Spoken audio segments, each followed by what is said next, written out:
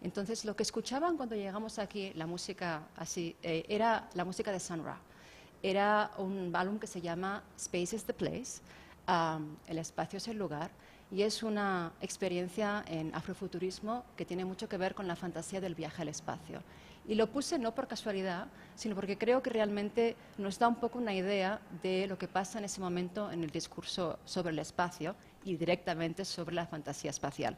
Lo que decía la música que escuchábamos era el espacio es un lugar agradable, un lugar en el que uno puede ser libre, donde no hay límites a las cosas que podemos hacer, donde tu pensamiento es libre y tu vida vale la pena. El espacio es el lugar, es un lugar del que yo, un lugar muy lejano, lejano a años luz en el espacio, y ahí construiré un sueño abstracto y te esperaré a ti. Eso es lo que decía Sun Ra en la música que escuchábamos. La charla se llama Posiciones del lugar, Martin Heidegger, Henri Lefebvre, la producción del espacio y su desalojo. En una de las escenas del falso diario documental Perfume Nightmare de 1977, el cineasta filipino Kidlat Tahimik nos muestra a su protagonista cerca del mercado de Les Halles, en París, durante las obras de demolición previas a la construcción del futuro Centro Pompidou. La película sigue las andanzas de un tal Kidlat, entre comillas, de nombre y cuerpo igual al de su director, pero del todo ficticio. Un conductor de jeepneys, que son los taxis del subdesarrollo en las Filipinas, que narra para la cámara la vida cotidiana de su pueblo en las cordilleras filipinas y también sus viajes a Francia y los Estados Unidos. Kidlat, el personaje, entrelaza su relato con sueños cosmonáuticos alimentados por las promesas de la carrera espacial norteamericana. No por nada es el presidente de la sociedad Wernher von Braun en las Filipinas.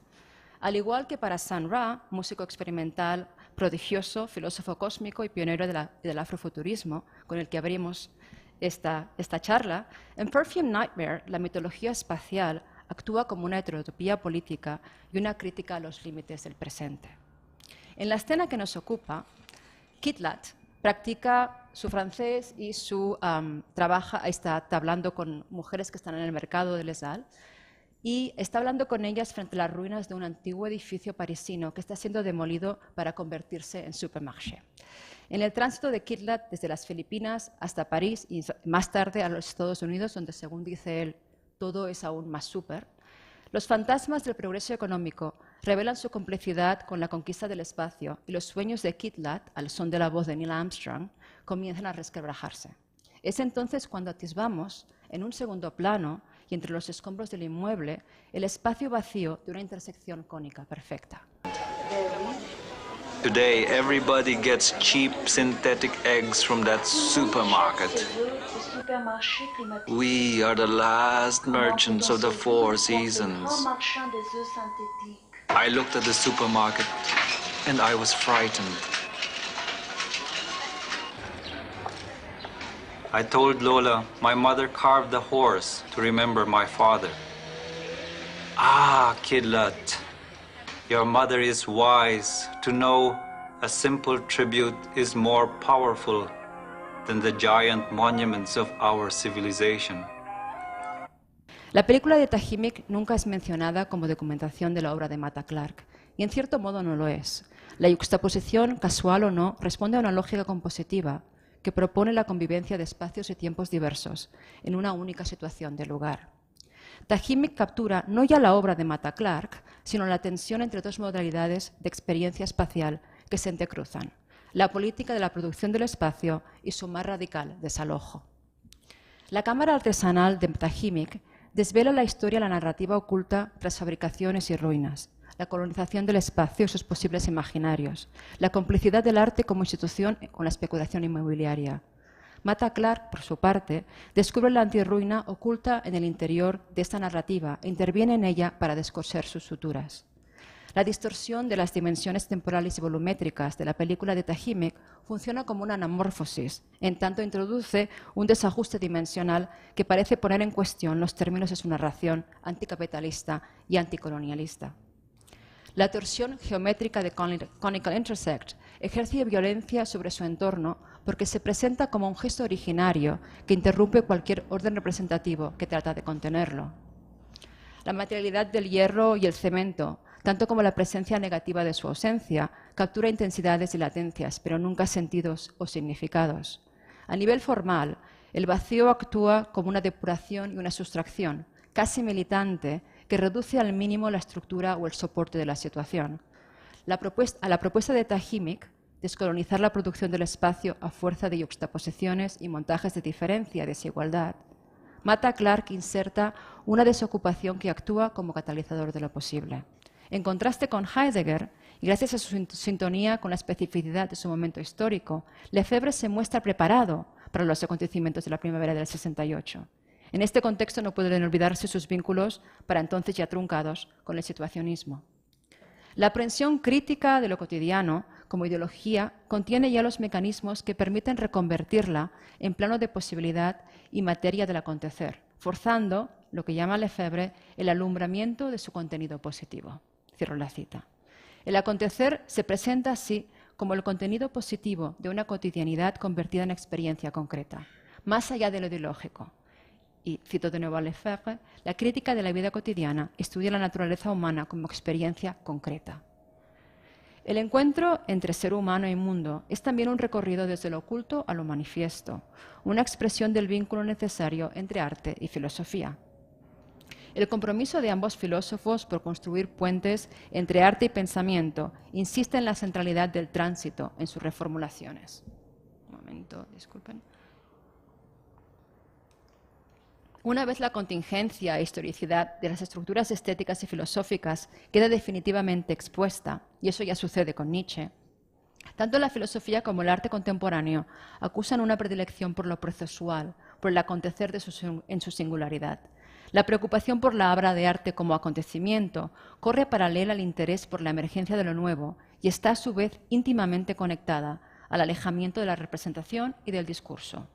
La presencia, y aún más habitualmente, su expresión negativa en el vacío y la ausencia, ocupa así un lugar central que hasta entonces lo había ocupado la representación y llama a suplantar una cierta saturación del significado para reafirmar en su lugar a la intensidad de la experiencia.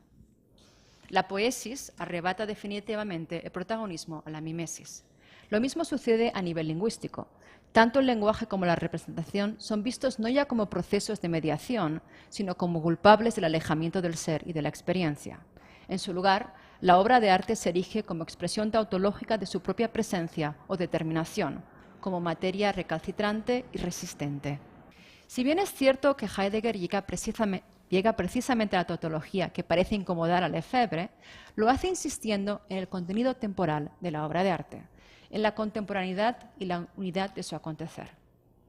Es ahí donde parece que se salva. Insiste en eso, pero insiste al mismo tiempo, en la historia y en la duración. En un pasaje clave de un texto que me gusta muchísimo, Anywhere and Not at All, Philosophy of Contemporary Art, Peter Osborne, que es un filósofo británico, describe de la siguiente manera el concepto heideggeriano de la contemporaneidad como unidad temporal. Habla específicamente de arte contemporáneo y que yo sepa es la única persona actualmente que le está dando ese giro a la filosofía heideggeriana. Dice, el concepto de contemporaneidad proyecta en su presencia una unidad temporal que es de hecho y por principio futural o anticipatoria. El concepto de contemporaneidad es, por tanto, inherentemente especulativo, no solo porque es epistemológicamente problemático en su aplicación a la historia, sino porque es estructuralmente anticipatorio en sí mismo. Para Heidegger, esa futuridad es esencial para que uno pueda ser para o de su tiempo. Y aquí creo que es donde está la clave para repolitizar todo lo que he estado diciendo, o por lo menos rehistorizar. La unidad temporal de la obra de arte que Heidegger y Lefebvre sí comparten está relacionada con su insistencia en el carácter anticipatorio de la ocupación del espacio. Y ese carácter anticipatorio también se presenta en la obra de Mata Clark. Es una especie de apertura cónica que direccionalmente parece dirigirse al futuro. La depuración formal de la obra de arte a través del vacío esconde un núcleo temporal que la conecta con la historia como posibilidad. Mientras para Lefebvre, que entiende la historia como una totalidad incompleta y articulada en torno a la falta, añadir el futuro a la experiencia histórica supone precisamente reconciliarse con la falta. La temporalidad heideggeriana se vincula a menudo, y sobre todo en Ser y Tiempo, con la mortalidad. Sin embargo, y siguiendo la lectura de Osborne, creo que es posible leer la apertura espacial de la obra de arte en sus últimos textos en términos temporales, anticipatorios y no circunscritos al sujeto. De la misma manera que el claro de la obra de arte se diferencia y se proyecta más allá de su entorno, el presente contenido en la obra se proyecta sobre otras temporalidades que la exceden. La inmanencia de la obra de arte es siempre histórica. Como hemos visto anteriormente, ya que la obra de arte se autoorigina y origina, por tanto, sus propios protocolos temporales, parecería que el pasado aparece ya negativo como lo desplazado y desocupado por el acontecer de la obra. Si la obra desplaza, y lo vemos en Mataclar, el pasado, la pregunta es ¿qué lugar ocupa el futuro en la obra de arte? ¿Cuál es la proposición de la preposición de lugar que sitúa la escultura? El carácter procesual de la obra de arte, su acontecer, describe también una inmanencia temporal. La intensidad temporal de la obra de arte se relaciona con lo real, sobre todo como lo posible. Tras un encierro en el no lugar de los que no tienen ni nombre ni soberanía, el filósofo es encerrado en un ataque de locura, matar a su mujer y perdió su nombre y el derecho a su nombre, fue una no persona durante un tiempo. El filósofo vuelve al mundo después de ese encierro y dice que el mundo es completamente nuevo, está lleno de sorpresas. Y dice, el mundo que veo ahora es un mundo con el que nunca me había encontrado hasta ahora.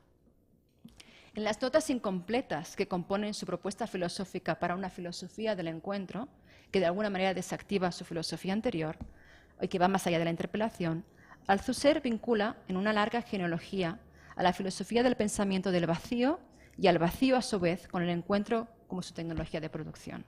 En esas notas se empieza a hablar obsesivamente del vacío y del vacío como el motor que da un empuje a la filosofía y al pensamiento. Se trata, nos dice, de un proceso de producción sin sujeto y que, sin embargo, debe tener lugar en el que la filosofía se comporta como una teoría de la contingencia y del reconocimiento de un hecho, el hecho de que las formas que dan forma son el efecto de un encuentro. Es como en ese momento Althusser empieza a reconocer nuevo la emergencia de algo que no ha visto hasta ahora y tiene que repensar toda su filosofía en relación a esa emergencia. Si lo pensamos, el valor de la emergencia es lo que activa el pensamiento de Heidegger, de Lefebvre, de Mataclar, de Tajimic y en este caso también de Althusser. Hay algo que sucede en ese momento, un encuentro con la emergencia de la espontaneidad, de un vaciado de significado, con la emergencia de lo nuevo que realmente desestructura y desconcierta al arte y al pensamiento. Ya termino. Ese dar forma a la pluralidad de lo posible, a los efectos del encuentro en su singularidad, corresponde no a la filosofía, sino al espacio de la obra de arte. La ocurrencia rara y singular de la obra de arte emerge siempre de soslayo y por sorpresa, en el trasfondo de una imagen ya repleta de significados, como un vacío cónico perfecto e inesperado. El espacio sustraído y su verdad topológica materializan el encuentro entre obra y mundo.